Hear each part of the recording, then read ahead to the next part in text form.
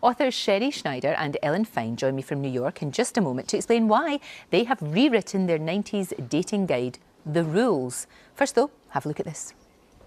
Oprah Winfrey called it a movement. It's featured in Sex and the City and was said to be instrumental in Beyoncé's marriage to Jay-Z.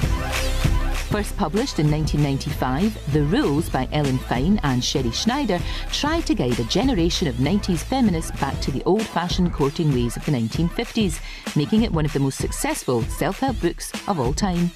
And now they're back with their updated book for the 21st century. The New Rules is described as a dating Bible for the modern age, tackling everything from Facebook to texting and Twitter. But do we really need to be told how to get a man? If they've got some bits of advice that we can take away from it and give it a go, if needed, then why not? I don't really create rules for myself. Otherwise, then you've just got a predetermined outcome. I think everyone needs rules to stick by, but don't want to play games too much. Everyone should just have a bit of fun. Every man is different, so why should rules apply? Well, Sherrie and Ellen join me now live from New York. Great to see both of you. And The Rules, so successful, but it's time for an upgrade, time for an update, isn't it? Yeah, we had to come out with a new book. Technology has changed so much. Exactly, and you have to keep up with it. And The Rules really, you know, from people like Beyoncé to women all over the world, you know, they lived by your rules. Yeah. They sure did. Yeah. Well, look, shall we have a little look at some of the tips now? The first one is, never text, email or Facebook a man first. Is that a good idea? Yeah, we just feel that men know what they want and that they're very visual and that women can fall in love.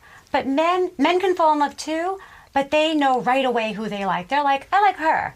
And if you're not their look, even if you're pretty or you're beautiful, he may want the girl next door. If you're not his look, you're probably better off waiting for him to approach you. In addition, it's like a little bit like you're not a challenge, and once somebody knows that they can have you, maybe they don't want you so much. It's like anything else in life. If you know it's a sure thing, you're like, I don't know if I want it. Right, the next one. Wait at least 4 hours to answer a text. Don't answer the text right away.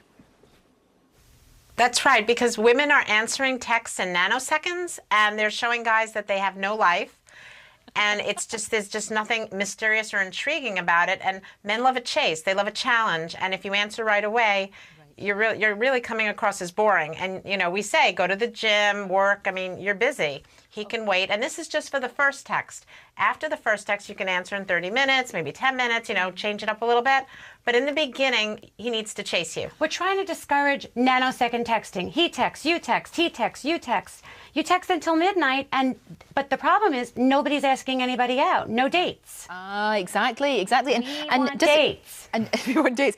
Does it matter how old you are? Do you the older you get, do you leave it longer or do you respond quicker? We feel that the young girls today grew up with their phones and they sleep with them like a teddy bear now. So it's pretty unrealistic that they're going to wait too long to answer back. But the older can wait, and we want you to wait. If a guy can get you in a nanosecond, he's going to treat you like someone he can get in a nanosecond. This is about valuing yourself. This is about self-esteem and boundaries. We're feminists. This is about valuing your time and who you are. Okay, now this one is interesting.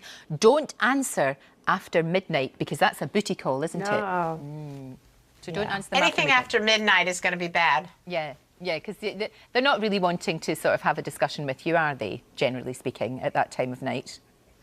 We think if they really like you, they know that after midnight is a booty call. And they know after midnight, nothing good happens after midnight. I mean, if you're up and you're out at a party or you're studying, don't answer. It's 2 o'clock in the morning. You're busy. Exactly. I like that.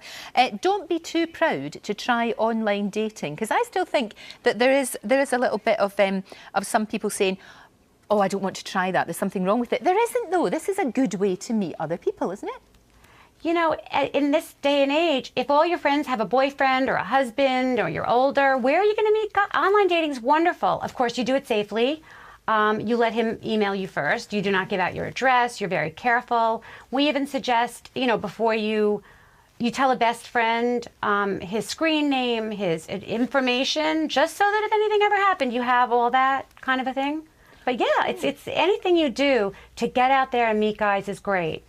Well, and online dating is so great. No, absolutely. The last tip was be the first one to end the conversation, which I'm afraid is what I'm going to have to do.